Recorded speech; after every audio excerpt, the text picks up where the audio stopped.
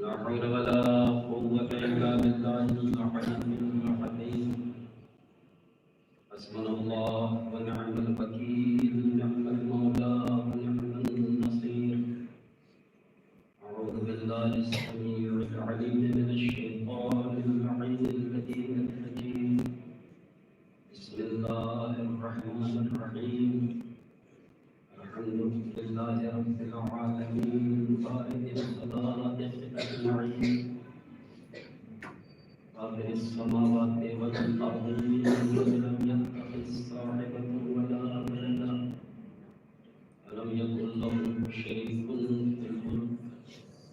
الصلاة والسلام والتحية والإكرام على النبي المكي المدني الهاشمي المطلبي الأبدعي القرشي الطهراني، سيدنا ونبينا وشفيع ذنوبنا وطبيب نفوسنا أبي القاسم اللهم صل على محمد وآل محمد وعلى آله الطاهرين المعصومين المظلومين، ولعنة الله على أعدائهم وقاتليهم وقاتلهم أجمعين من الآن إلى قيام يوم الدين.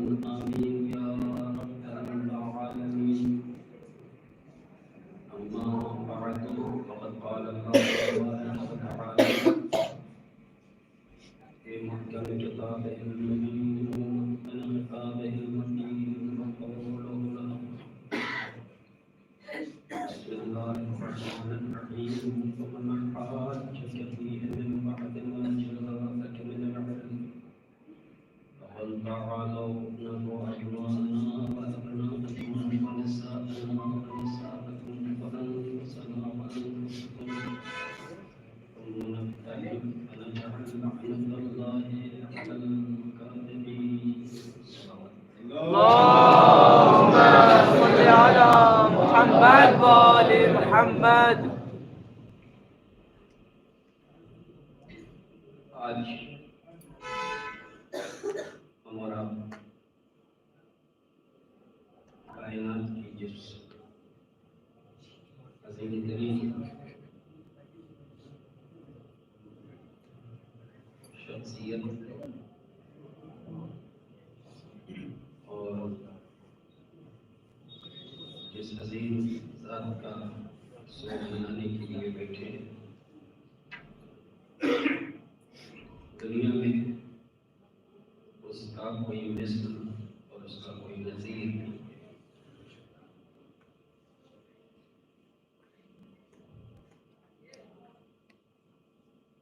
اس شخصیت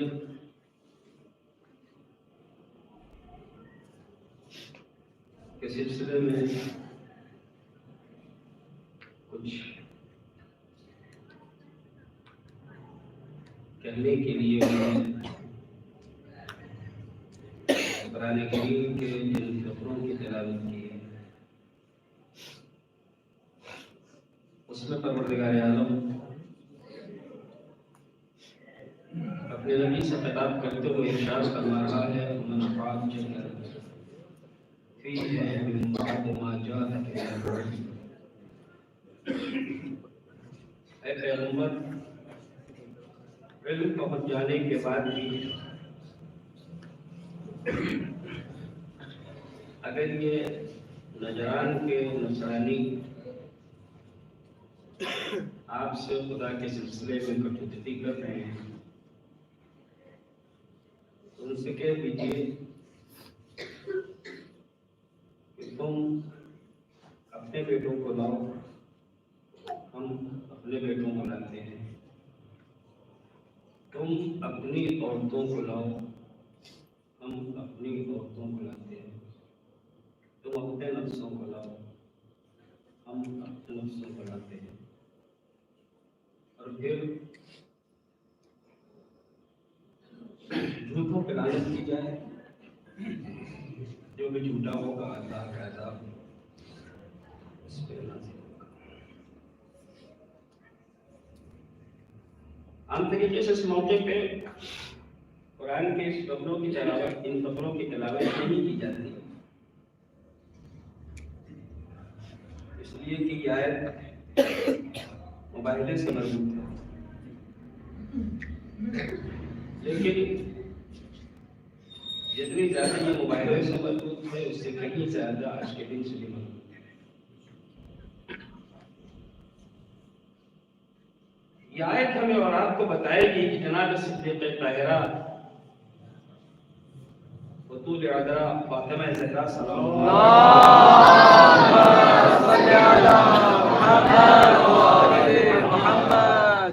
کی ذات گرامی کتنی بلند اور کتنی برتر ہے۔ قدرت نے عیسائیوں کے مقابلے کے لیے دونوں طرف سے جن لوگوں کا انتخاب کیا، ہم اپنے بیٹوں کو لاتے ہیں تم اپنے بیٹوں کو لاؤ، ہم اپنی عورتوں کو لاتے ہیں تم اپنی عورتوں کو لاؤ، ہم اپنے نفسوں کو لاتے ہیں تم اپنے نفسوں کو لاؤ، تاکہ ایک دوسرے تک عادت کی جائے، چونکہ کہ اللہ کا عذاب ہو۔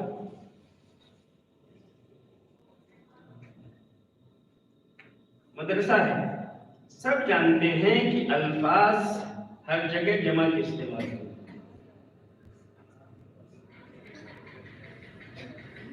اور عربی میں کم سے کم 3 کے لیے جمع کے الفاظ آتے ہیں، اور نبی کریم صلی اللہ علیہ وآلہ محمد بیٹوں میں 2 کو لے گئے، عورتوں میں 1 کو لے گئے، نفسوں میں بھی صرف 1 کو لے گئے۔ تو کیا دامن اسلام افراد سے خالی تھا؟ مسلمانوں میں خواتین نہیں تھی، مسلمانوں میں بچے نہیں تھے، یا مسلمانوں میں مرد نہیں تھے؟ بہت سارے مرد بھی تھے، بہت ساری عورتیں بھی تھیں، اور بہت سارے بچے بھی تھے، لیکن بچوں میں 2، عورتوں میں 1 اور نفسوں میں 1۔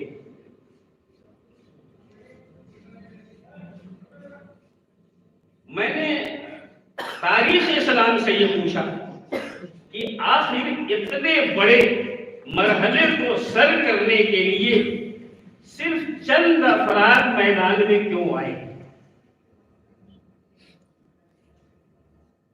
چند لوگ مباہلے کے میدان میں آتے اللہ کی وحدانیت کو بچانے کے لیے، توحید پروردگار کی حفاظت کے لیے۔ نبی کے ساتھ صرف اور صرف 4 لوگ آ رہے ہیں، تو باقی مسلمان کہاں گئے؟ باقی مسلمان خواتین کہاں گئی تھی جن کے فضائل بھی بہت زیادہ بیان ہوتے ہیں، کمالات بھی بہت زیادہ بیان ہوتے ہیں، مگر یہاں کوئی ایک نظر نہیں آ رہا؟ تو شاید یہ جواب ملے کہ اصل میں مسئلہ یہ ہے کہ رسول اتنوں ہی کو لے گئے،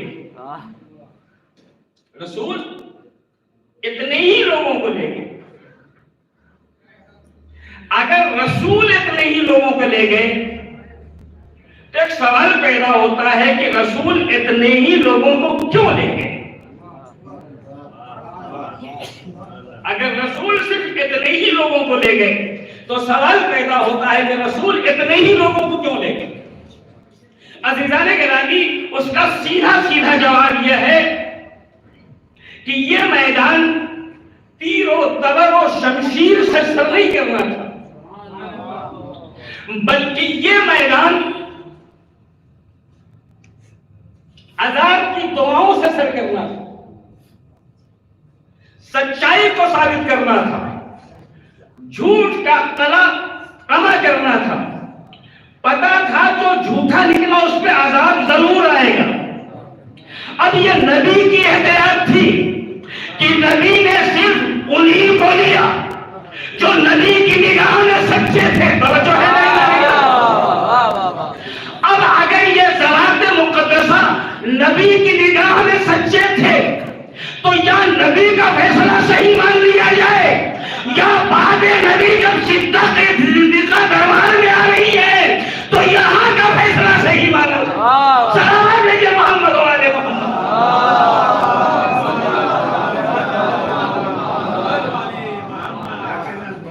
جسے نبی سچا سمجھ کے لے جا رہے ہیں، اور اگر کوئی اور ایسا سچا ہوتا تو پیغمبر ضرور لے جاتا، مگر پیغمبر کا نہ لے جانا اس بات کی دلیل ہے کہ پیغمبر یہ جانتے تھے کہ کائنات میں ان سے بڑا سچا کوئی نہیں۔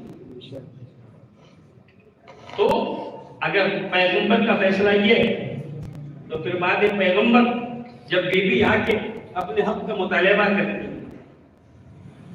تو کیسے ممکن ہے کہ یہ بھی کہا جائے کہ رسول جو فیصلہ کر رہے ہیں وہ بھی صحیح ہے اور یہاں جو فیصلہ ہو رہا ہے وہ اجتماع ضدین محال، دو چیزیں جمع نہیں ہو سکتی۔ تو عزیزان گرامی، یہ مباحثہ ہمیں بتا رہا ہے، اس میں اب اشخاص بتا رہے ہیں، افراد بتا رہے ہیں کہ جانے والے بہت تھے مسلمان، مگر جانے والے جو وہاں تک جا کے جرأت کر سکے کہ جھوٹوں پہ لعنت کی جائے، وہ صرف 4 افراد تھے، یا نبی تھے ان کے ساتھ، یا ان کے ساتھ 4 افراد تھے، باقی اس کائنات میں کوئی نہیں تھا عزیزان گرامی۔ اچھا اگر تھا تو آپ نے کہا رسول نہیں لے گئے، تو رسول تو بہت سے میدانوں میں یہ نہیں چاہتے تھے کہ کوئی جائے،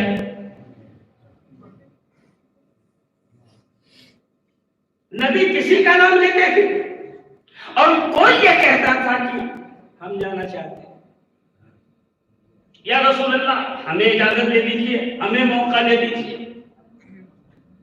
بہت سے میدان آپ نے سنے ہوں گے، تفصیل بیان کرنے کی اس لیے ضرورت نہیں کہ آپ مجلسیں سنتے رہتے ہیں کہ کہیں اگر امیر المومنین کو جانا ہے تو کیا نہیں ذرا ہمیں موقع دے دیا جائے،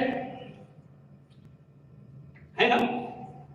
موقع دیا گیا، گئے، واپس آئے، جو بھی ہوا، لیکن بہرحال جب نبی علی کو بھیجنا چاہ رہے ہیں تو دوسروں کی خواہش ہو رہی ہے کہ ہم بھی جانا چاہتے ہیں عزیزان گرامی، لیکن تنہا مباہلے کا میدان وہ میدان ہے جہاں نہ نبی کسی کو لے گئے اور نہیں کسی نے پوری امت مسلمہ میں سے کسی ایک نے یہ خواہش کی کہ ہم بھی اس میدان میں جانا چاہتے ہیں،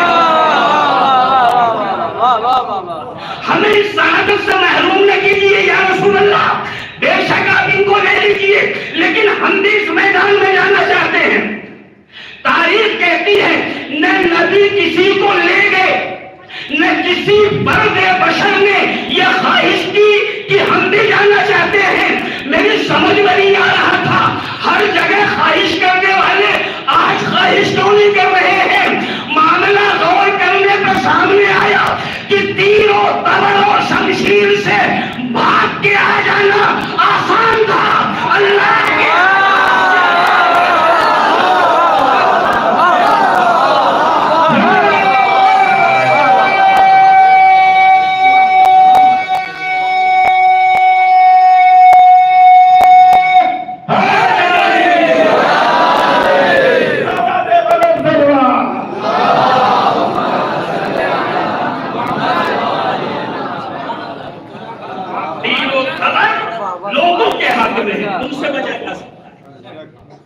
عذاب اللہ کے ہاتھوں میں، اس سے نہیں بچا جا سکتا۔ اس لیے رسول لے بھی نہیں گئے اور کوئی جانے کو تیار بھی نہیں ہوا۔ جو گئے ان میں بچے بھی تھے اور جوان بھی ہے، امیر المومنین نفس کی جگہ۔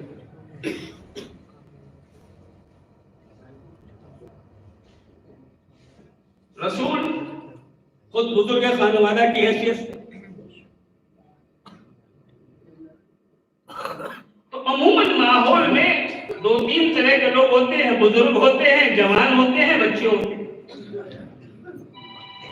دشمن کے مقابلے میں رسول اللہ بزرگوں کی حیثیت سے خود گئے اور جوانوں کی حیثیت سے یعنی نفس کی جگہ امیر المومنین کو لے گئے اور بچوں کی جگہ حسنین کو لے گئے. جمع میں نے کہا جمع کے لفظ ہر جگہ پہ ہے، کم لے گئے مگر پھر بھی مردوں کی تعداد زیادہ ہے. خود رسول ہے بزرگ کی حیثیت سے، امیر المومنین ہے جوانوں کی حیثیت سے نفس کی جگہ پہ، حسنین ہیں بچوں کی جگہ بیٹوں کی حیثیت سے. میں نے کہا یا رسول اللہ اگر آپ مردوں میں کم سے کم 4 کو لے جا رہے ہیں تو عورتوں کی ماشاءاللہ کمی نہیں ہے، عورتوں کو بھی کسی کو بزرگ بنا کے لے جائیے، عورتوں میں بھی کسی کو درمیانی مرحلے میں رکھ کے لے جائیے، عورتوں میں بھی کسی کو بچیوں کی جگہ لے کے جائیے تاکہ کم سے کم 4 کی تعداد تو پوری ہو جائے. تو رسول آواز دیں گے تم سمجھے نہیں میری بیٹی فاطمہ کیا ہے. مباہلے کے میدان میں عیسائیوں سے مقابلے کے لیے مجھے مردوں کی جگہ خود آنا، بزرگوں کی جگہ خود آنا پڑے گا، نفسوں کی جگہ علی کو لانا پڑے گا، بچوں کی جگہ حسنین کو لانا پڑے گا. لیکن عورتوں میں تنہا میری بیٹی فاطمہ وہ ہے جہاں بزرگوں کا مسئلہ آئے گا بزرگ بن کے سامنے آئے گی، جہاں جوانوں کا مسئلہ آئے گا جوان بن کے سامنے آئے گی، جہاں بچوں کا مسئلہ ہوگا بچے میری بیٹی کی حیثیت سے بڑھ کے سامنے آئے گی. توجہ ہے نا ادارے گرامی، یعنی فاطمہ وہ شخصیت ہے جنہوں نے اپنی زندگی میں یہ ثابت کیا کہ بابا جان اس ساری کائنات کے مردوں کے لیے اللہ نے جن لوگوں کا انتظام کیا ان میں آدم تھے، نوح تھے، ابراہیم تھے، عیسیٰ تھے، موسیٰ تھے، سلسلہ آگے بڑھا محمد عربی تھے، پھر سلسلہ آگے بڑھا ائمہ تعلیم تھے. بی بی آواز دیں گے اللہ نے مجھے وہ رتبہ دیا ہے کہ مردوں کی تعلیم و تربیت کے لیے اسے 1,24,000 انبیاء اور خدا آپ کو اور 12 اماموں کو بھیجنا پڑے گا. مگر میں وہ ہوں کہ میں وہ ساری ذمہ داری جو اتنی ساری شخصیات اپنے کاندھے پہ لے کے آئی ہوئے اکیلے میں اپنے کاندھے پہ اٹھا لوں. صلوات لگے محمد والے.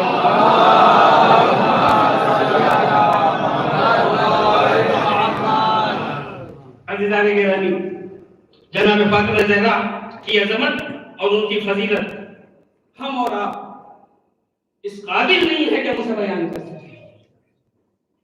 یہ جو کچھ بھی زبان سے نکل جاتا ہے وہ نہیں کا فیض ہے، ورنہ ہم انہیں پہچانتے ہیں، ہم انہیں جانیں کہ وہ کیا نہیں. معصوم فرماتے ہیں جو میری جدہ فاطمہ زہرا کی معرفت حاصل کرے ویسی جو معرفت کا حق ہے، جو ہم تو کبھی نہیں حاصل کر سکتے. لیکن حدیث آپ کی خدمت میں پیش کر رہا ہوں کہ جو ہماری جدہ فاطمہ کی معرفت حاصل کرے ویسے جو معرفت کا حق ہے، گویا اس نے شب قدر کو حاصل کر لیا، اس کی معرفت حاصل کر، شب قدر کی معرفت حاصل. میں سوچتا رہا اس حدیث کے سننے کے بعد، دیکھنے کے بعد کہ معصوم فرمانا کیا چاہ رہے ہیں کہ جس نے حق معرفت زہرا حاصل کر لیا اس نے گویا معرفت شب قدر حاصل کر لی. مطلب کیا ہو؟ مطلب سمجھ میں نہیں آ رہا. غور کیا تو پتا چلا کہ ہم زمانے سے شب قدر کا انتظار کرتے ہیں. ہم سب کے ساتھ ہمیں سے کوئی ہے جو شب قدر کا انتظار نہیں کرتا؟ ہم زمانے سے شب قدر کا انتظار کرتے ہیں. اور جب شب قدر آتی ہے تو کا 19ویں کچھ اعمال ہم نے 19ویں میں کر لیے، تو کا 21ویں، تو تو پھر ہم نے کچھ 21ویں بھی کر لی، 23ویں اس سے ذرا زیادہ اہمیت تو اس کو کچھ زیادہ کر لی، مگر پھر بھی آگے پیچھے صرف 19ویں 21ویں اور 23ویں نہیں بلکہ 15 کے بعد ہر طاق رات کے لیے امکان ہے کہ وہ شب قدر ہو، ٹھیک ہے؟ تو ہم ہمیشہ انتظار کرتے ہیں اور ہمیشہ کچھ نہ کچھ اعمال انجام دیتے ہیں، کم یا زیادہ، مگر پھر وقت گزر جاتا ہے اور ہمیں پتہ نہیں چلتا کہ اصل میں شب قدر ہے کون سی۔ توجہ ہے میرے جانے کے نبی، کون سی شب قدر ہے؟ 19ویں ہے کہ 21ویں ہے کہ 23ویں؟ ہر سال انتظار کرتے ہیں اور اسی کے تلاش میں عمل کرتے چلے جاتے ہیں تاکہ ہمیں ادراک شب قدر ہو سکے، معرفت شب قدر ہو سکے۔ توجہ ہے نا؟ جیسے شب قدر کو آج تک ہم نہیں پا سکے اسی طریقے سے فاطمہ کی شب قدر ہے، وہ سمجھ میں تو کبھی نہیں آئے گی، لیکن اگر شب قدر سمجھیں گے تو جب جب فاطمہ آئے کچھ نہ کچھ ایمان حاصل کرتے رہیے تاکہ فاطمہ سمجھ میں آئے نہ آئے آپ کو بلندیاں نصیب ہو جائے۔ صلوات رکھے محمد علیہ۔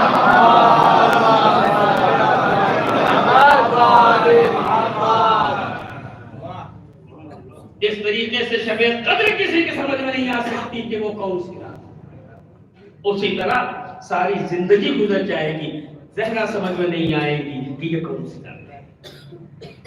عزیزان گرامی، میں اکثر جب جناب معصومہ کا ذکر کرتا ہوں تو یہ بات عرض کیا کرتا ہوں کہ جناب زہرا کے متعلق عموماً ذہنوں میں آتا ہے بی بی کیا ہے؟ جو ہی نبی کا ذکر آتا ہے فوراً سر تعظیماً جھکتا ہے، سید الانبیاء۔ جو ہی ائمہ کا ذکر آتا ہے فوراً سر خم ہوتا ہے، ہمارے امام۔ لیکن بی بی کا جب ذکر آتا ہے تو چونکہ عظمتیں اتنی سنی ہیں کہ سر تو یہاں بھی جھکتا ہے، مگر ایک چیز دماغ میں رہتی ہے کہ بی بی ہیں مگر نہ نبی ہے نہ امام، ٹھیک ہے؟ تو جب یہ نہ نبی ہے نہ امام تو ہم بی بی کو نبی یا امام سے کم رتبہ دیتے ہیں، مانا کہ ہم نبی اور امام نہیں ہیں، مگر عظمت کے اعتبار سے کیا کچھ کم سمجھتے ہیں؟ نہیں سمجھتے۔ تو جب کم نہیں سمجھتے تو اس کی وجہ ہونی چاہیے،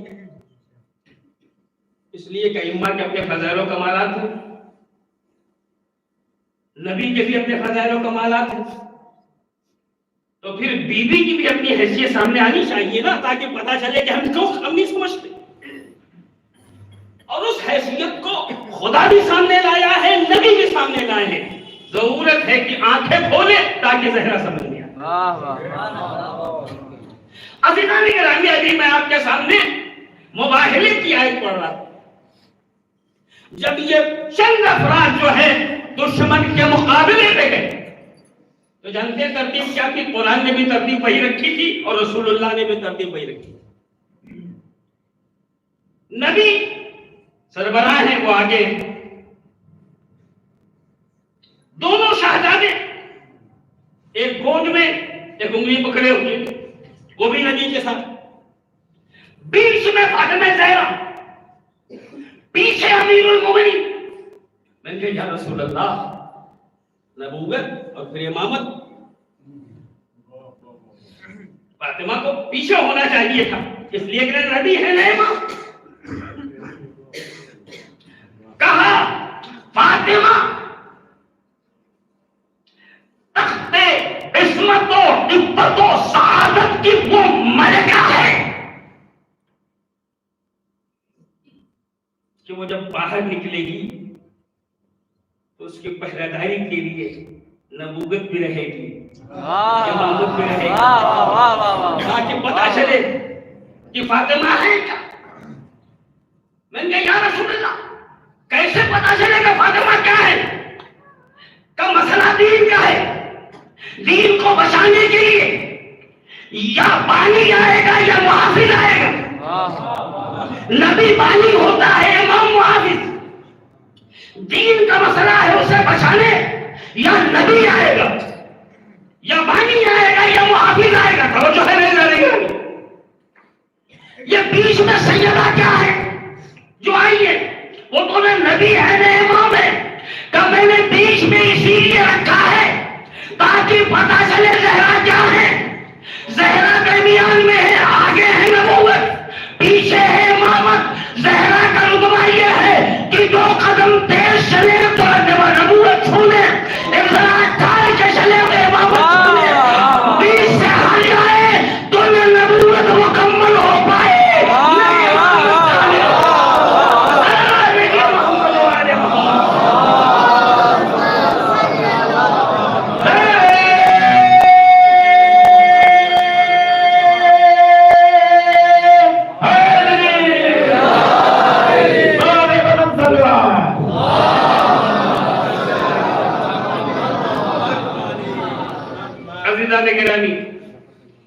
فضیلتیں زہرا، بی بی کی فضیلتیں اتنی ہیں کہ ہم کیا کیا آپ کے خدمت گزارش کر سکتے ہیں. لیکن پہلے یہ کہ بی بی ہیں کیا، اور بی بی سے وابستہ ہونے کا مطلب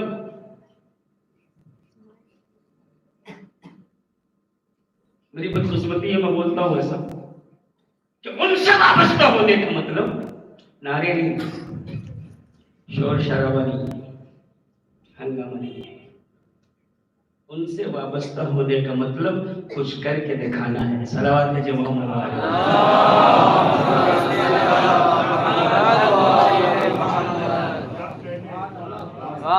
سے وابستہ ہونے کا مطلب کچھ کر کے دکھانا ہے. میں اکثر یہ کرتا ہوں، جناب فضا اس گھر میں آئی تھی تو کسی مدرسے میں داخلہ لینے آئی تھی جی، یا آنے کا مقصد درس قرآن تھا، یا گھر تک پہنچنے کا مقصد درس حدیث تھا؟ نہیں تھا کچھ. آنے کا مقصد تھا کنیسی، آنے کا مقصد تھا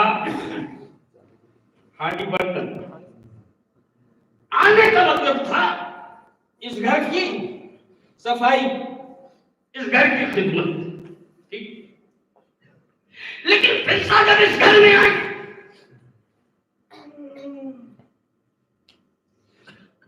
تو اس خدمت کے دوران بھی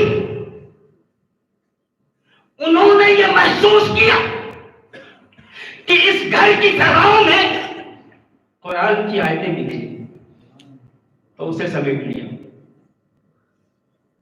دیکھا اس گھر کی ہواؤں میں نبی کی حدیثیں بکھری ہیں، تو انہیں سمیٹ لیا.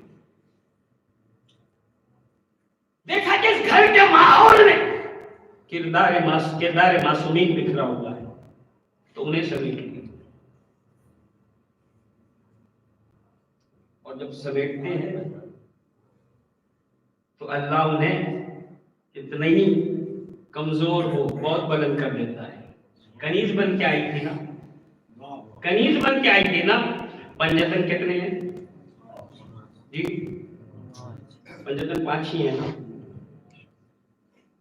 پوری زندگی ہم نے سنا پنجتن 5. پہلے نبی کریم، دوسرے امیر المومنین، تیسرے جناب معصومہ، چوتھے اور 5ویں امام حسن حسین. مگر اس بی بی نے جب اس گھر سے استفادے کے بعد اپنی ذمہ داریوں کو مکمل کیا تو حسنین کی بیماری کے بعد جس میں نبی نے روزے رکھنے کے لیے کہا، جب روزے رکھے گئے تو منت 2 لوگوں نے مانی تھی. منت صرف 2 لوگوں نے مانی تھی. مگر حسنین جو ابھی تازے بیماری چھوٹے تھے فضہ جو اس گھر میں خدمت کر رہی تھی، انہوں نے اتنا سیکھ لیا تھا کہ معصوم کے نقش قدم پہ چلنے کا مطلب کیا ہوتا ہے، معصوم سے ربط و ضبط رکھنے کا مقصد کیا ہوتا ہے۔ تو منت 2 لوگوں کی تھی، روزہ 5 لوگوں نے رکھا، امیر المومنین جناب فاطمہ، حسنین پاک، جناب فضہ، توجہ ہے نہیں؟ اب میں جملہ کہوں، خدا کسی کے اجر کو ضائع نہیں کرتا، چاہے وہ کتنی کم رتبے والا ہو۔ اللہ نے کہا پوری زندگی جب پنجتن کا نام لوگے تو وہ مشہور 5 کے دکھائی دیں گے، لیکن جب سورہ دہر پڑھو گے تو سورہ دہر کے پنجتن میں نبی ایک طرف ہوں گے، فضہ آ کے بتائیں گی، جب اہل بیت کے راستے پہ چل کے ان کے نقش قدم پہ چل کے بتایا جاتا ہے تو اہل بیت ہمیں وہ رتبہ دیتے ہیں جن کا ہم تصور میں نہیں کرتے۔ سورہ دہر کے جو پنجتن ہے وہ کون ہے؟ 4 لوگ وہ اور جناب فضہ۔ یا نبی کریم نہیں، نبی کریم تو کہہ کے چلے گئے تھے خطبہ روزہ۔ عزیزان کرام، تو میں نے کہا کہ وہ آئی تھی ملازمت کے لیے، جھاڑو برتن کے لیے، لیکن جب انہوں نے قرآن کی آیتیں لی، حدیثیں لی، کسب فیض کیا، معمولی نہیں تھی، معمولی نہیں تھی۔ بچوں کو روزانہ فاتح کرتے دیکھا تو بازار پہنچ گئی، کچھ سامان لے کے امیر المومنین کی خدمت کو پیش کر دیا، یا امیر المومنین یہ بچوں کی روزانہ فاتح کشی دیکھی نہیں جاتی، یہ کچھ سامان لائے ہوں، اسے یوں ایک دوسرے سے مخلوط کیا جائے، ایک قیمتی چیز بنے، اسے بازار میں بیچ دیجیے، بچوں کو کھانا کھلائیے۔ کیمیا گری کے ماہر تھی۔ امیر المومنین نے مسکرا کے فرمایا فضہ، اگر اس میں فلاں چیز بھی ملی ہوتی تو اس سے کہیں زیادہ قیمتی ہوتی، یعنی بتایا فضہ ہم بے اختیار ہو کے مجبور نہیں ہیں، ہم اختیار مجبور ہیں، اس لیے کہ ہمارا کام وہ نہیں ہے، ہمارا کام لوگوں کو کھلانا ہے، خود بھوکے۔ تو فضہ ویسی نہیں تھی، فضہ تھی اچھے خاندان کی بیٹی تھی، مگر یہ خاندان کائنات کا سب سے اہم خاندان ہے، اسے خدمت کے لیے آئی، اور جب اس گھر سے باہر ہوئی ہے رضوان گرامی تو بتایا کہ ہم جس گھر سے نکلے ہیں 20 سال تک فضہ نے جب بھی کبھی بات کی ہے تو کسی کے سوال کا جواب بھی قرآن سے دیا ہے، کسی سے بات بھی قرآن کی آیتوں سے کر کے بتایا۔ جب گھر میں رہنے والی خادمہ اتنی بلند ہو سکتی ہے تو جس کی بارگاہ میں رہ کے آئی تھی وہ مخدومہ کتنی عزیزان گرامی۔ تو اہل بیت طاہرین کی محبت اور فضیلت، آپ بے شک خوش ہوئیے، واہ واہ کیجئے، سبحان اللہ کیجئے، مگر اس مقصد کو فراموش نہ کیجئے کہ اہل بیت سے رابطے کا مطلب واہ واہ نہیں ہے، اہل بیت سے رابطے کا مطلب اپنے آپ کو سنوارنا ہے، اپنے اندر ایک خاص قوت پیدا کرنا ہے۔ اگر ان کے نقش قدم پہ چل رہے ہیں تو تھوڑی سی ان کی شان ہم میں آنی چاہیے، ان کا کردار، ان کی سیرت،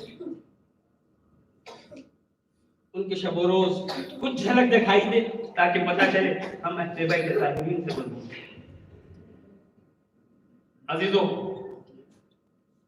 میں یہ عرض کر رہا تھا کہ بی بی اپنی جگہ پہ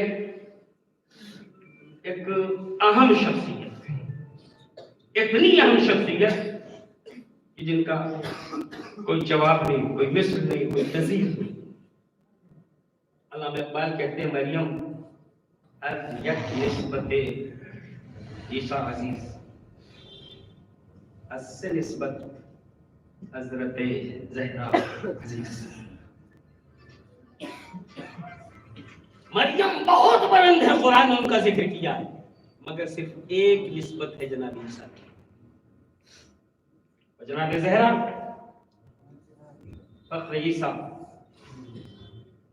سرکار دو عالم کی بیٹی، سید العشقہ، امیر المومنین کو زوجہ، سردار جوانان جنت، حسن و حسین کی مادر گرامی، جو ہے وہ اپنی جگہ پہ لاجواب و بے مثل ہے. نبی جیسا کوئی نبی نہیں ہے، علی جیسا کوئی وسیع نہیں ہے، حسنین نے پاک جیسی ذوات مقدسہ نہیں ہے. لیکن اس کے باوجود پھر یہ عرض کروں گا کہ ڈاکٹر علی شریعتی ایک جگہ لکھتے ہیں کہ جب میں نے چاہا کہ جناب مریم کا ذکر کروں تو مریم کا ذکر کرنے میں نے لکھا وہ ہیں جنہیں 2 بار اللہ نے منتخب فرمایا. تو مجھے خیال ہوا کہ کیا میں نے مریم کا ذکر کر دیا، تو احساس ہوا بھی نہیں کیا. تو پھر میں نے کہا کہ اللہ نے انہیں اپنے زمانے کی عورتوں کا سردار قرار دیا، تو سوچا اب ذکر کر دیا تو پتہ چلا نہیں. تو کہا پھر میں نے سوچا اب کیا کہوں جو مکمل ہو جائے ذات مریم. تو کہا میں نے کہا عیسیٰ روح اللہ کی ماں. پھر میں نے سوچا اب کچھ کہہ سکتا ہوں، کہا نہیں بس اس سے زیادہ میں اب کچھ مریم کے لیے نہیں کہہ سکتا. سب سے بڑی بات جو کہہ سکتا تھا وہ یہ تھی کہ عیسیٰ روح اللہ کی مادر گرامی. پھر کہتے ہیں میں نے جناب فاطمہ کا ذکر کرنا شروع کیا تو سوچا کہہ دوں نبی کی بیٹی ہیں، بات مکمل ہو جائے گا، نہیں ہوئی. علی کی زوجہ ہیں، اب بات مکمل ہو جائے گا، نہیں ہوئی. حسنین کی مادر گرامی ہیں، شاید اب بات مکمل ہو گئی، اب اس سے زیادہ میں کچھ نہیں کہہ سکتا. تو کہا پھر بھی مجھے لگا ابھی کچھ نہیں کہا ہے. تو آخر کہنے لگے میں نے بہت سوچا اور سوچ کے بس اتنا کہہ سکا فاطمہ ہے، نہ ان کے جیسا آدم سے لے کے آج تک کوئی پیدا ہوا، نہ آج سے لے کے قیامت تک کوئی پیدا ہوا. محمد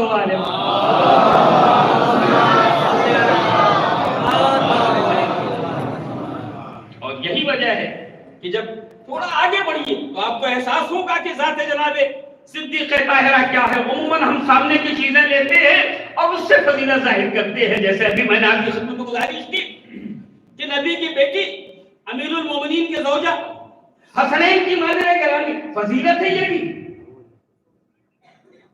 ایسے رشتے کسی کے پاس نہیں، عظمت ہے یہ بھی بیوی جس میں کوئی شک نہیں ہے. لیکن خالی بیوی کو اتنا ہی سمجھنا یہ غلط ہے کہ بیوی جو کچھ ہے ان رشتوں کی وجہ سے ہے. بیوی جو کچھ ہے ان رشتوں کی وجہ سے نہیں ہے، بیوی بذات خود کچھ ہے. اور جو بیوی ہے اسے خدا نے بتایا ہے. جب آپ حدیث کیسا پڑھتے ہیں 5 ذوات مقدسہ چادر کے نیچے آتے ہیں تو اللہ ملائکہ کا مباحث کرتا ہے. علم یا ملائکتی و سبحان سماواتی و عزتی و جلالی انی ما خلقت السماء مبنی والارض مدحی ولا قمر منیر ولا شمس مضیہ ولا فلک یدور ولا بحر یجری ولا فلک یسری الا فی محبت هؤلاء الخمسة الذین هم تحت الجسم. زمین و زمان میں جو کچھ بھی ہے خلاصتاً وہ ہم نے نہیں پیدا کیا مگر ان کی محبت کو جو اس وقت اس چادر کے نیچے. جبرائیل پوچھتے ہیں یا رب ومن تحت الجسم، اے پروردگار اس چادر میں ہے کون؟ جواب ہم اہل بیت النبوۃ ومعدن الرسالہ وهم فاطمة وأبوها وبعلها وبنوها. ہم نے فاطمہ کو کیسے پہچانا؟ نبی کی بیٹی زوجہ، حسنین کی ماں. خدا کہتا ہے فاطمہ یوں نہیں پہچانی جائے گی. فاطمہ خود اتنی بلند ہے کہ محمد مصطفیٰ فاطمہ کے ذریعے پہچانے جائیں، علی مرتضیٰ فاطمہ کے ذریعے پہچانے جائیں، حسنین فاطمہ کے ذریعے پہچانے. ہم فاطمہ تو و ابوہا و بعلہا و بنوہا. وہ فاطمہ ہے اور ان کے پدر بزرگوار. وہ فاطمہ ہے اور ان کے شوہر نامدار. وہ فاطمہ ہے اور ان کے دونوں بیٹے حسن و حسین.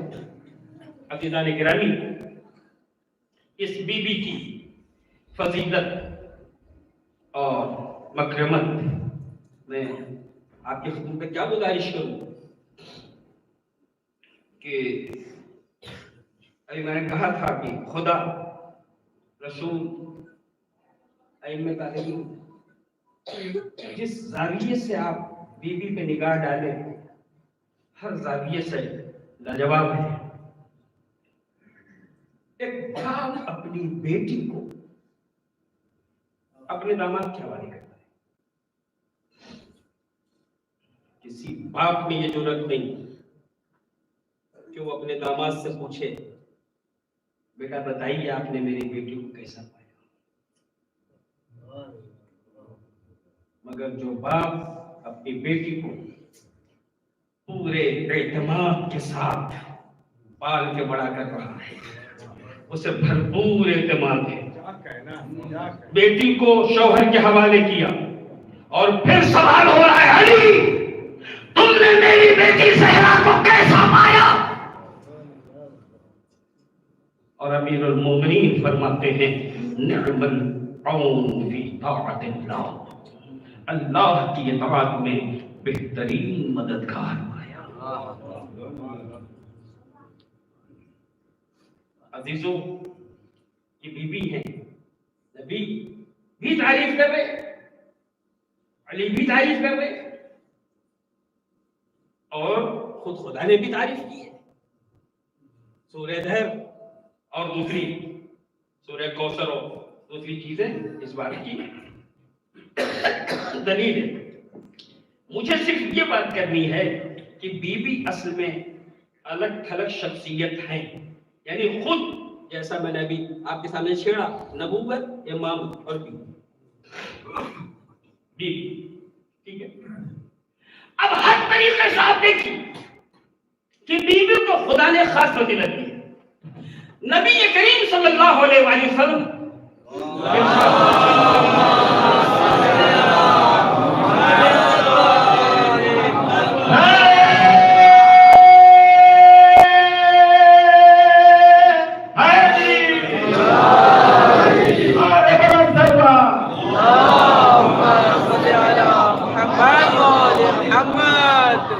نبی فرماتے ہیں لولا علی، اگر علی نہ ہوتے، اگر علی نہ ہوتے تو فاطمہ کا کوئی کفر نہ ہوتا. آپ نے ہمیشہ امیر المومنین کے فضائل سنے، اگر علی نہ ہوتے، اگر علی نہ ہوتے، اگر علی نہ ہوتے. لیکن اس حدیث میں امیر المومنین کی فضیلت نہیں ہے. اگر علی نہ ہوتے، ان سارے فضائل و کمالات کے باوجود جو امیر المومنین میں پائے جاتے ہیں،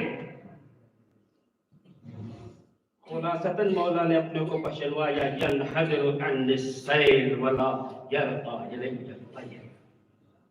جو کچھ ہم سنتے ہیں اس کو دو جملوں میں مولا نے بتایا. میں وہ ہوں جس سے علم و عرفان کا سمندر مجھے مارتا ہوا نکلتا ہے، اور میں وہ ہوں کہ میری بلندیوں تک طائر وہم و گمان انسانی پر بھی نہیں مار سکتا. اتنی ساری فضیلتوں کے باوجود رسول اللہ فرمانے اگر علی نہ ہوتے تو فاطمہ کا کوئی کفر نہ ہوتا. یہ نہیں کہا کہ اگر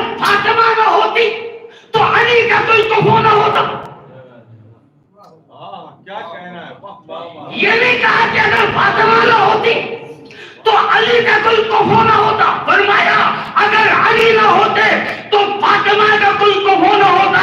یعنی علی ساری فضیلتوں کے باوجود کہیں اور بھی شادی کر سکتے ہیں، لیکن زہرا وہ ہے کہ اگر علی ہٹ جائے تو آدم سے لے کے صبح قیامت تک کوئی اس لائق نہیں کہ خود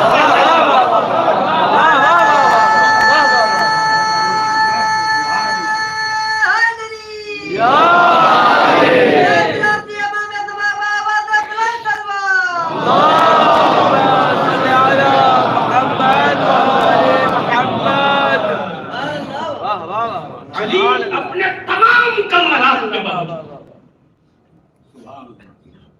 دوسروں کو شادی کر سکتے ہیں 100 بیوی کے بعد بھی، لیکن اگر علی نہ ہو تو بیوی وہ بلند ترین شخصیت ہے کائنات کی، کوئی اور کوئی فاطمہ نہیں بن سکتا. عزیزان محترم، میں کیا کیا بیان کروں آپ کی خدمت میں کہ فاطمہ کیا ہے.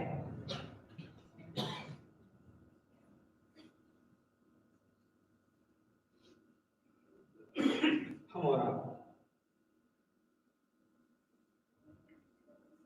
الحمدللہ مسلمان ہیں، مومن ہیں. ہماری کمیوں کو پروردگار دور فرمائے، ہمیں ویسا بنائے جیسا وہ چاہتا ہے. شکر ہے جو کچھ ہے اس پہ شکر کرنا لازم ہے کہ ہم مسلمان ہیں اور مومن ہیں. ایک مسلمان جب اپنے خدا سے اپنا رابطہ بتانا چاہتا ہے، اسلام آئے ہوئے 1400 برس سے زیادہ ہو گئے، لیکن اگر خدا سے رابطہ بتانا چاہتا ہے تو نماز پڑھ لیتا ہے.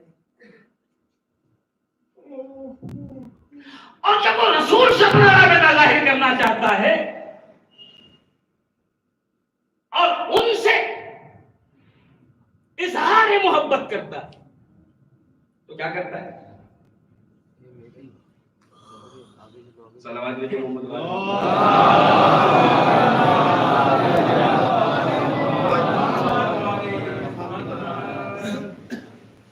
ایک اور سوال.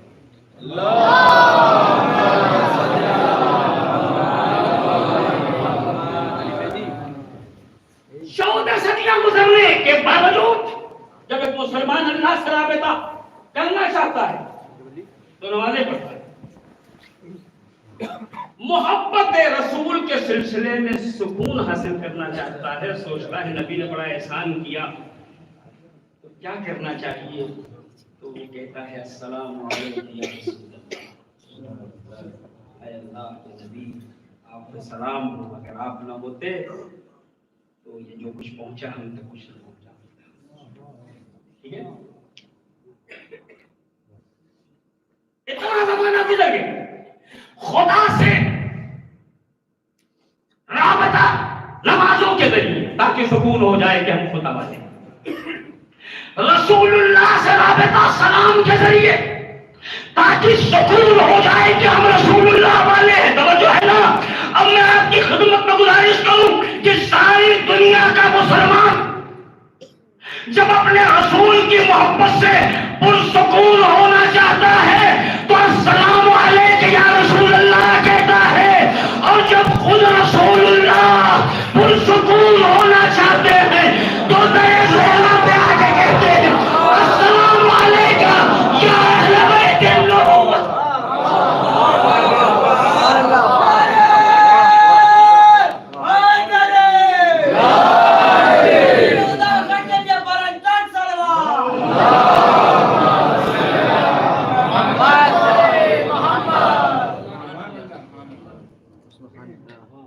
یہ ہے زہرا، یہ ہے جناب فاطمہ سلام اللہ علیہا،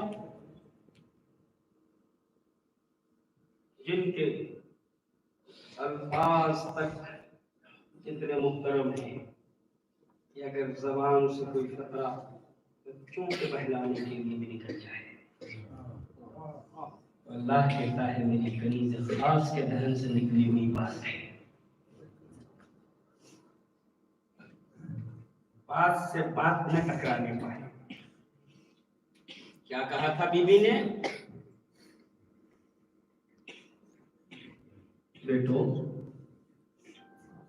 کل درزی کپڑے لایا تو پہنا دوں گی. اگر تو نہیں کیا تھا لایا تو پہنا.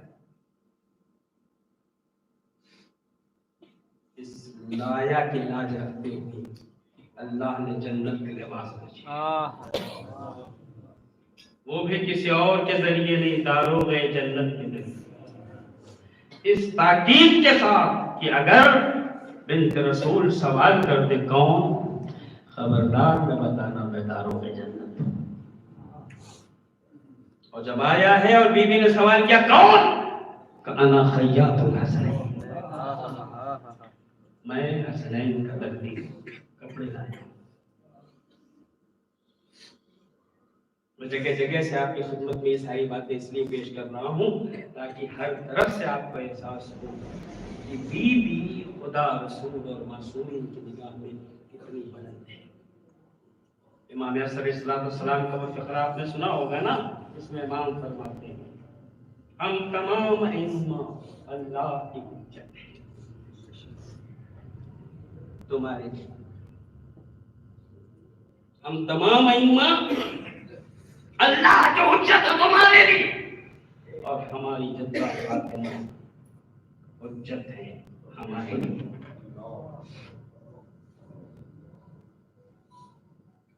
یوں ہی پیغمبر نے ام ابیہ نہیں کہا تھا،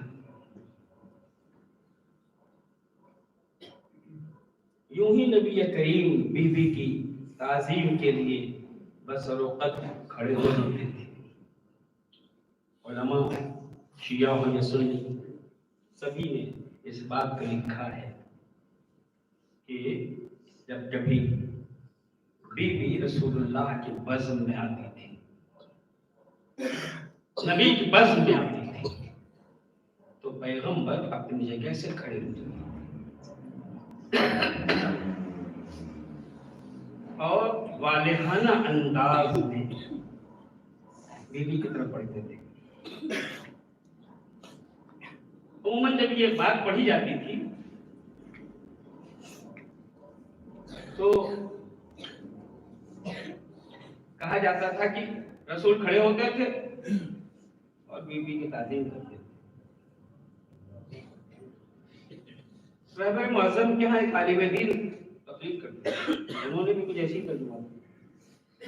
تو رہبر نے بعد میں مسکراتے ہوئے کہا صرف کھڑے نہیں ہوتے بلکہ والہانہ انداز میں دوڑتے. کبھی آدمی صرف تعظیماً کھڑا ہوتا ہے اور کبھی بے ساختہ کسی کو دیکھ کے دوڑتا ہے. کہا کہ لفظ لہا نہیں ہے، الیہا ہے. صلوات بھیجے محمد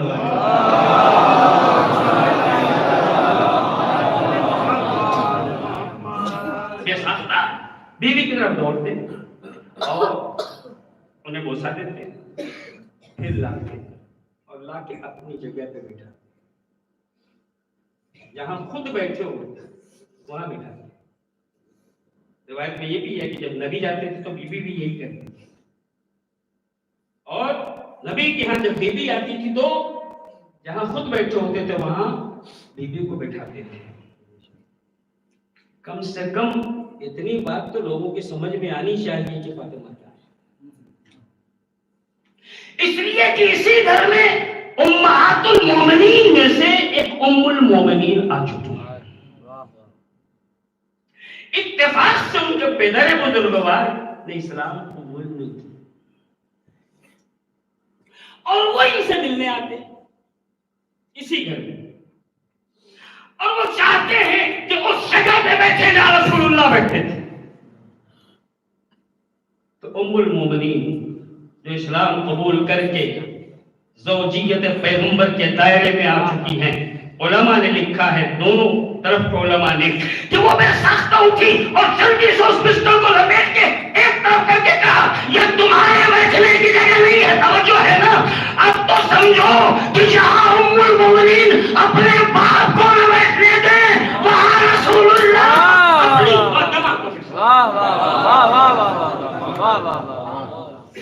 اندازہ ہو سکتا ہے کہ فاطمہ کی ذات کیا ہے، فاطمہ کی عظمت کیا ہے۔ عزیزان گرامی، اب مسئلہ یہ ہے کہ کیا یہ ایک باپ اپنی بیٹی کی تعظیم کر کے انہیں بٹھانا تھا؟ جی نہیں نا۔ اب ہم لوگ فوٹو ہوتے ہیں، میں ذرا ابشکل ہوتے ہیں تو ہمارے لیے دقت ہونے لگتی ہے، لیکن بہرحال کوشش کرتے ہیں کہ آئے ہیں تو پڑھ لے جائیں۔ صلوات بھیجیے محمد والے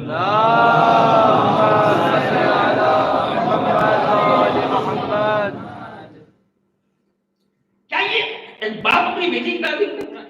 اگر باپ بیٹی کی تعظیم کرتا ہے تو یا واجب ہوتا ہے یا سنت، کیونکہ وہ رسول ہے۔ لیکن ہمارے لیے نہ واجب ہے نہ سنت، اس کا مطلب بس ایک ہی بیٹی تھی اسرائیل، دنیا میں صرف ایک بیٹی اسرائیل، تو کیوں تھی؟ بیٹی کی حیثیت سے کرنی، بیٹی کی حیثیت سے ہوتی تو تمہارے لیے ضروری ہوتا۔ مسئلہ بیٹی کا نہیں، بلکہ مسئلہ منصب الہی کا تھا۔ اللہ نے کسی کو نبیوں کا سردار بنایا تھا تو کسی کو کائنات کی عورتوں کی سیادت دی تھی۔ وہ نبیوں کے سردار اور یہ کائنات کی عورتوں کی سردار۔ اور جب مسئلہ منصب کا آ جاتا ہے تو پھر کچھ تکلفات درمیان میں ہوتے ہیں۔ آدمی یوں نہیں ملتا جیسے باپ بیٹے سے ملتا ہے، بلکہ اس کو کچھ اصول و ضوابط ہوتے ہیں جنہیں پروٹوکول کہا جاتا ہے، ٹھیک ہے نا؟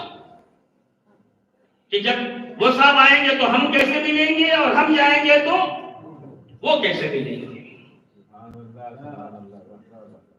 چنانچہ آپ دیکھتے ہوں گے باہر سے لوگ آتے ہیں مہمان سرکاری، تو باقاعدہ پتا ہے کہ ان کو لینے وزیر اعظم جائے گا تو ان کو لینے صدر جمہوریہ جائے گا، اور اگر ان کے علاوہ کوئی جائے تو توہین شمار ہوگی۔ یہ جائیں گے تو ادھر سے آئے گا، ہے نا؟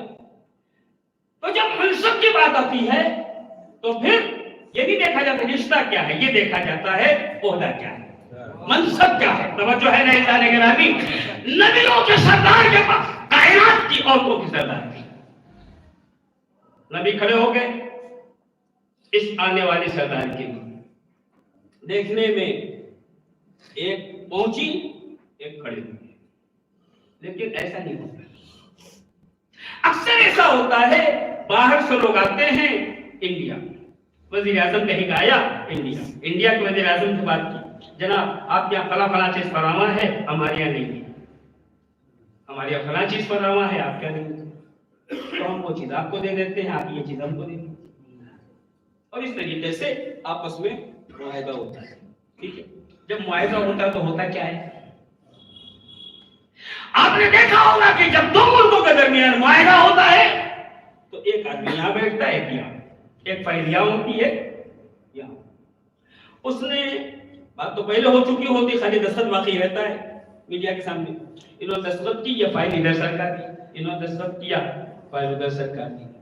اب میڈیا والوں نے چلانا شروع کیا، ایران اور ہندوستان کے درمیان یہ معاہدہ ہوا، تو میں نے کہا پکے جھوٹے ہیں یہ میڈیا والے، میں نے دیکھا دو آدمیوں کے درمیان معاہدہ ہوا ہے، اور یہ چیخ چیخ کے کہہ رہے ہیں کہ ایران اور ہندوستان کے درمیان، ایران ہندوستان کی کیا مطلب؟ دو لوگ تھے، ایک وہاں کا تھا ایک یہاں کا تھا، کہا آپ بہت بیوقوف لگتے ہیں، میں کیا مطلب بیوقوفی کیا؟ کہا بھائی ایک نہیں تھے، ایک پورے ملک کا نمائندہ تھا اور یہاں والا اپنے ملک کا نمائندہ تھا، ان کا قلم اکیلا نہیں ہے، پورے ملک کا قلم ہے، ان کا دستخط ان کا نہیں ہے، پورے ملک کا دستخط۔ توجہ ہے نا، پتہ چلا جب مسئلہ منصب کا آتا ہے تو کرتا ایک ہے اور جتنے لوگوں کا وہ ذمہ دار ہوتا ہے سب کو مانا جاتا ہے۔ اب فاطمہ رسول اللہ کے پسند میں آئی اور رسول عربی کھڑے ہوئے، رسول اکیلے ہوتے تو میں مانتا خالی محمد کھڑے ہیں، یہ انبیاء کے سردار ہیں، بظاہر نبی کھڑے ہیں، پیچھے آدم کھڑے ہیں،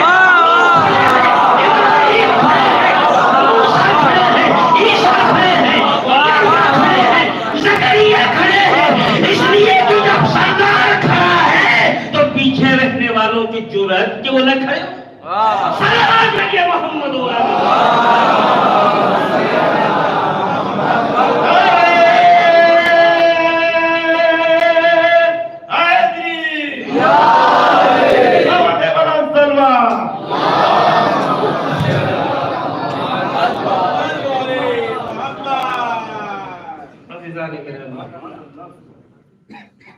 یہ شہزادی کون ہے؟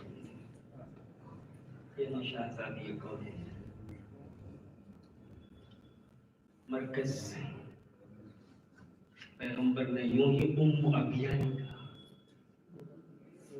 اپنے باپ کی ماں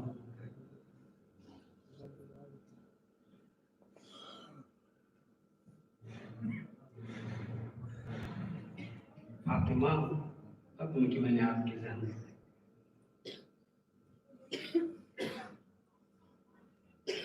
جس اسلام کو رسول اللہ لے کے آئے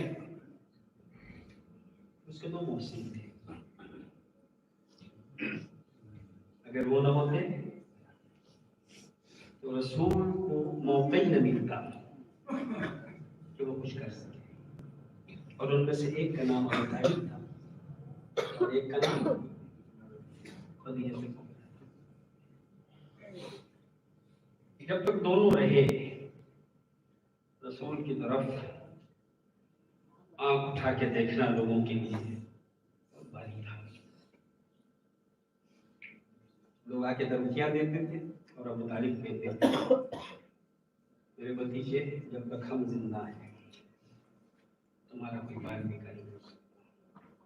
دو محسنان اسلام، اسلام کے محسن ابو طالب اور خدیجہ۔ اتفاق سے دونوں ایک ہی سال اس دنیا سے جاتے ہیں، یعنی اسلام بھی یتیم ہو رہا ہے اور بانی اسلام بھی۔ مولانا مرحوم اس دنیا سے چلے گئے،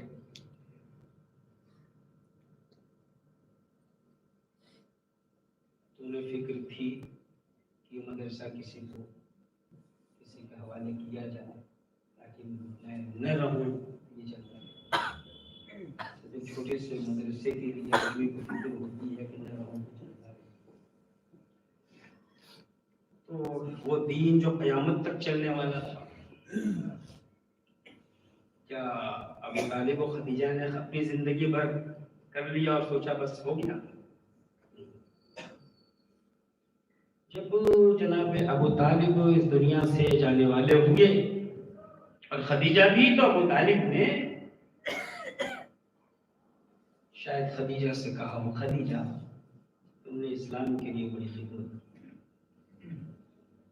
دین کے لیے بڑے احسانات ہیں تمہارے، تم نہ رہو گے تو کیا ہوگا، اب تمہارے جانے کا وقت قریب ہوگا۔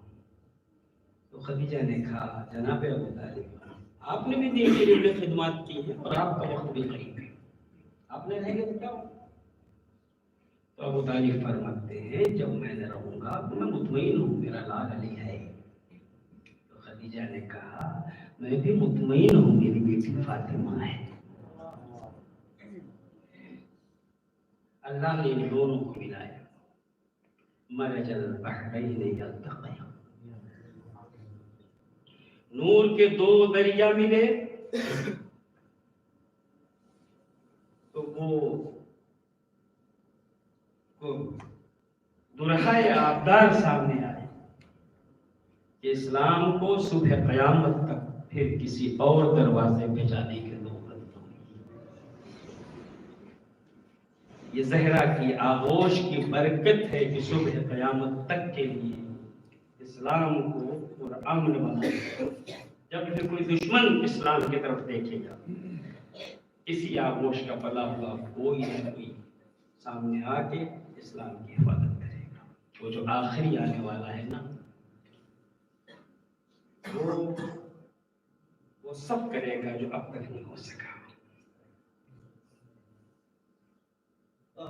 زمین ویسے عدل و انصاف سے بھر جائے گی جیسے اس سے پہلے ظلم و جور سے بھری ہوئی۔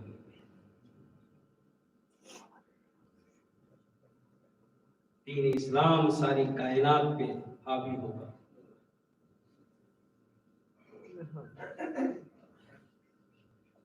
وہ جو آئے گا وہ بھی اسی بیوی کے سلسلے سے۔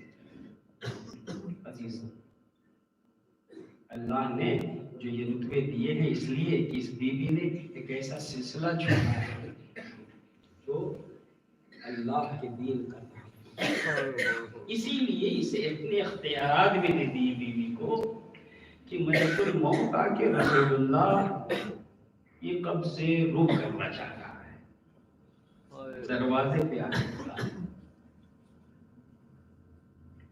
رب الباب کون؟ کل نبی سے ملنا ہے، ابھی ملنے کی لائق، تھوڑی دیر میں پھر دروازے میں آواز ہوئی، پھر کہا ملنا چاہتا ہوں، کبھی پھر آواز ہوئی۔ بیوی سمجھ گئی کہ آدمی ایک ہی ہے جو جا نہیں رہا ہے، اور اب کی آواز کچھ ایسی تھی کہ پورے جسم میں ایک تھر تھری سی پیدا ہوئی۔ بیوی بے ساختہ رو دی، نبی کے رخسار پہ آنسو گرے تو پیغمبر کی آنکھ کھلی، بیٹی میری زندگی میں رونے کا مقصد کا بابا ایک شخص ہے جو بار بار آنا چاہتا ہے، میں کہہ رہی ہوں کہ یہ وقت نہیں ملنے کا، وہ سن نہیں رہا ہے۔ نبی فرماتے ہیں بیٹی یہ تیرے در کا شرف ہے، ملک الموت کسی دروازے پہ اجازت نہیں لیتا، یہ تیرے در اور تیرے چوکھٹ کی عظمت ہے کہ وہ کھڑا تجھ سے اجازت مانگا۔ بیٹی وہ تیرے باپ کے قبضے روک کے لیے آیا ہے، اسے اجازت ہے۔ بیوی اور رونے لگی، اس لیے کہ احساس ہوا بابا سے جدائی ہے۔ پیغمبر نے فرمایا فاطمہ کیا تم اس بات سے خوش نہیں ہو کہ میرے اہل بیت میں سب سے پہلے تم مجھ سے ملاقات کرو گی اور پھر ملک الموت داخل ہو قبضے روک دیا، پیغمبر اس دنیا سے رخصت ہو گئے۔ عزیزو، کائنات کی شہزادی چوں ہی پیغمبر کی آنکھیں بند ہوئی مصائب و آلام میں گھر گئی۔ کل تک جس دروازے پہ ملائکہ کا ہجوم ہوتا تھا، پیغمبر سلامی کے لیے آتے تھے اور ملک الموت آ کے اجازت لیتے تھے، نبی کے فوراً بعد اس دروازے پہ کوئی غیر نہیں، پیغمبر کا کلمہ پڑھنے والے آگ اور لکڑی لے کے آ کے نبی کی بیٹیوں پہ دھمکیاں دے رہے ہیں، فاطمہ علی کو باہر نکالو ورنہ ہم اس گھر میں آگ لگا دیں گے۔ عزیزو، ہم اپنے عزیز ملک میں رہتے ہیں، یہاں بھرمار ہے مذاہب کی، مگر کسی کے یہاں کوئی میت ہو جاتی ہے، پڑوسی کسی مذہب و مسلک کا ہو، رونے والا جب روتا ہے تو کوئی اسے روکنے نہیں جاتا، کوئی اسے ٹوکنے نہیں جاتا، اور بلکہ اس سے ہمدردی کا اظہار ہوتا ہے۔ وہ کیسے مسلمان تھے؟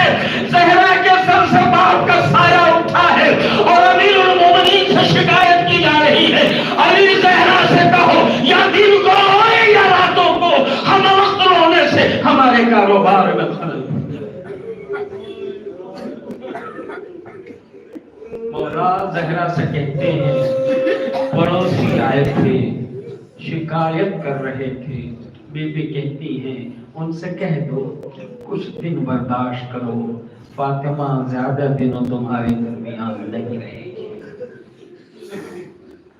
عزیزو، چند دنوں میں نہ معلوم کیا گزر گئی بی بی پہ، فرماتی ہیں صبت علی مصائب اللہ والنہار، صبت علی ایام سرن لیالیا، بابا آپ کے بعد مجھ پہ مصائب و آلام کے وہ پہاڑ ٹوٹے کہ اگر روشن دن سے پڑتے تو شب خالی ہو جائے۔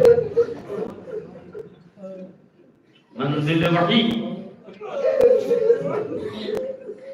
وہ دروازہ جہاں نزول قرآن ہو رہا تھا، قرآن پڑھنے والے دروازے پہ آتے،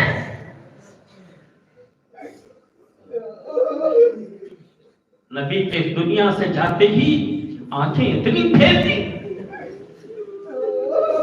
کہ رسول پاک کو دھمکی دی جا رہی ہے، یہ کہہ کے نبی اور ان کی نسبت سے آپ کو بھی، مگر اگر ہمارے مزاج کے مطابق بات آگے نہ بڑھی تو ہم اس گھر میں آگ لگا دیں گے۔ حالات کو اتنا زیادہ عجیب و غریب موڑ دے رکھا تھا عزیزان گرامی کہ امیر المومنین سے لوگوں نے منہ موڑ لیا تھا۔ بیوی دیکھ رہی تھی کہ بابا کے چاہتے ہیں یہ کیا ہو گیا، اسی لیے علی کی تسلیم کے لیے کبھی کبھی پوچھا کرتی تھی علی حالات کیا ہے۔ ایک دن جب میرے مولا آئے تو بیوی کہتی ہے علی سنا ہے اب آپ کو مدینے میں کوئی سلام نہیں کرتا۔ میرے مولا کی آنکھوں میں آنسو آ گئے، فرمایا زہرا بات اس سے زیادہ آگے بڑھ گئی، اب علی لوگوں کو سلام کرتا ہے اور لوگ علی کو سلام۔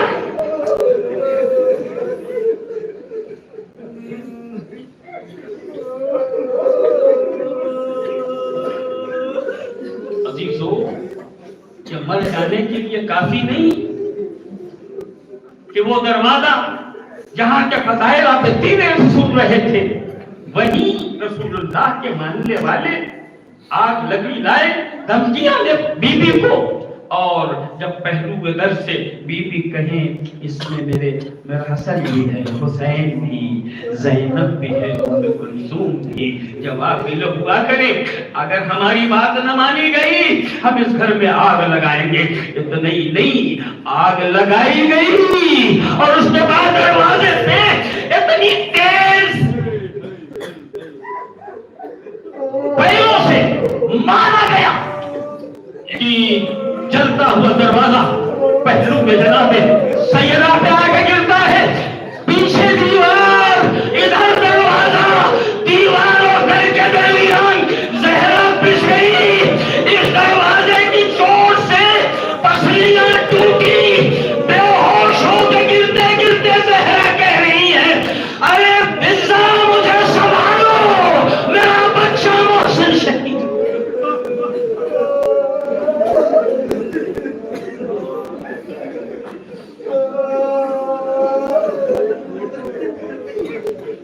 امیر المومنین کے گلے میں رسی باندھی گئی، انہیں مسجد کی طرف لے جایا گیا۔ بی بی بس آنکھ کھولتی ہے تو دیکھا علی نہیں ہے، پوچھا علی کہاں گئے، پتہ چلا گلے میں رسی باندھ کے مسجد کی طرف لے جایا گیا۔ دروازے پہ آ گئی، خلو ابو الحسن، ابو الحسن کو چھوڑ دو علی کو ورنہ میں اپنے سر کے بال بکھیر دوں۔ ملا علی متقی لکھتے ہیں اتنا کہنا تھا بی بی کا، مسجد نبوی کی دیواریں فرد غم سے اتنی بلند ہوئی کہ اگر نیچے سے کوئی گزرنا چاہتا تو آسانی سے گزر سکتا تھا۔ میں کہوں گا یا رسول اللہ زہرا نے بال کھولے نہیں ہیں، خالی زبان پہ فسرا آیا ہے۔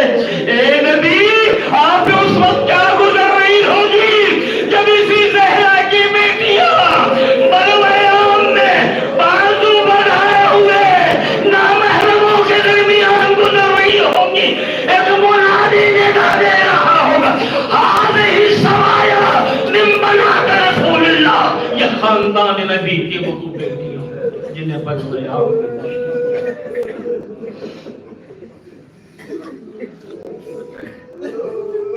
وقت گزرتا رہا۔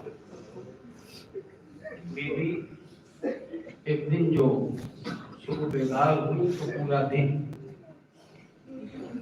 بڑی ہی جافشانی کے ساتھ گھر کے امور میں لگی۔ مولا فرماتے ہیں بیوی آج کچھ زیادہ مصروف ہے، کہاں آئی؟ بابا آئے بتایا قریب تو ہم سے ملاقات ہوگی، مجھے لگتا ہے اب میری زندگی بہت کم رہے گی۔ بچوں کو نہلایا دھلایا لباس پہنایا، مولا باہر تشریف لے گئے، حسنین بھی باہر چلے گئے، اور ادھر کنیز سے فرماتی ہے میں محراب عبادت میں جاتی ہوں، جب تک تسبیح و تحلیل کی آواز آئے سمجھنا ہم زندہ ہیں، آواز بند ہو جائے سمجھنا ہم اس دنیا میں نہیں۔ دیکھو احساس نہ دینا، میرے بچے آئیں تو پہلے ان سے کھانے کی، جب وہ کھا لیں تو ہماری موت کی خبر دینا۔ بی بی انتظار کرتی رہی، خاموشی دیکھی، جا کے دیکھا بی بی اس دنیا سے چلی گئی، روئی، پھر دروازے پہ آ گئی، آنسوؤں کا پوچھا، حسنین کے انتظار کرنے لگی۔ حسنین آئے، پوچھا کنیز سے اماں کہاں ہے؟ کہ بچوں پہلے کھانا کھا لو پھر ہم لے چلیں۔ کا کیا کہا؟ کبھی دیکھا ہے کہ ہم نے بغیر ماں کے کھانا کھایا؟ پہلے ہم ماں سے ملاقات کریں گے۔ اپنے چہرے کو پیٹ کے کہا، مگر شہزادو اب تو بغیر ماں کے روز کھانا پڑے گا، ماں اس دنیا میں نہیں۔ بچے یہ سن کے ماں کے پاس گئے، تڑپے اور تڑپ کے باپ کے پاس گئے، مسجد کے بابا مانے گرامی اس دنیا سے رخصت ہو گئی۔ علی جیسا شجاع و بہادر کئی بار گرا، کئی بار اٹھا، لڑکھڑاتا ہوا گھر تک پہنچا، جناب زہرا کے قریب پہنچ کے آواز دی، زہرا علی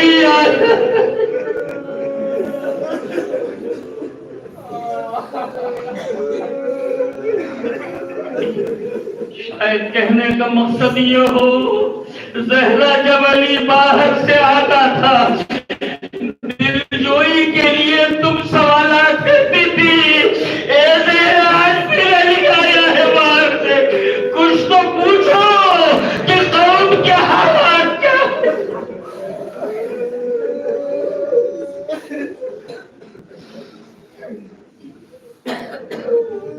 امیر المومنین نے غسل و کفن کا اہتمام کروایا، غسل دینا شروع کیا، غسل دیتے دیتے ٹوٹی ہوئی پسلیوں کے ہاتھ پہنچے۔ روایت کہتی ہے واہ محمدہ کہہ کے زمین پہ بیٹھ کے سلمان نے دور سے آواز سنی، مولا زہرا کی جدائی آپ کے لیے بے انتہا شاق ہے، کہاں مگر اس وقت کی اور وجہ ہے جو چیخ نکلی ہے۔ کہا وہ کیا ہے؟ کہا جب میں غسل دے رہا تھا ٹوٹی پسلیوں پہ ہاتھ گیا، چیخ اس لیے نکلی کہ اتنی تکلیف ہے زہرا برداشت کر گئی، مجھے خبر نہیں تھی علی تمہارے گھر میں ہماری پسلیاں میں محفوظ نہیں ہے۔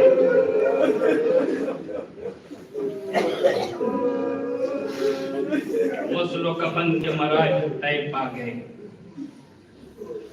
مولا نے بچوں سے کہا ماں کا آخری دیدار ہے، سارے بچے سمٹ کے آ گئے۔ حسین دیوار سے لگے کھڑے ہیں، بیٹا تم ماں کا دیدار نہیں کرو گے؟ بابا ہم کبھی ماں کے پاس اس وقت تک نہیں آئے جب تک ماں نے آغوش پھیلا کے ہمیں نہیں بلایا۔ اگر آج بھی ماں ملنا چاہتی ہے تو انہیں اپنے ہاتھ پھیلانے ہوں گے۔ روایتیں کہتی ہیں ایک مرتبہ بند کفن ٹوٹے، دونوں ہاتھ باہر آئے، پھیلانے کا آواز پوچھی، آنے لال حسین آجا۔ حسین دوڑے ہوئے گئے، ماں کے سینے سے لگے، شاید کہا اماں آج آپ کا آخری دن ہے، آپ نے اپنے لال کو بلایا، دوڑا ہوا آیا، وعدہ کرو جب 10 محرم کو ہم اپنے گھوڑے سے گریں گے آواز دیں گے اماں، وعدہ کرو بقی چھوڑ کے آؤ گی، ہمیں اپنے سینے سے لگاؤ، ہمیں اپنی آنکھوں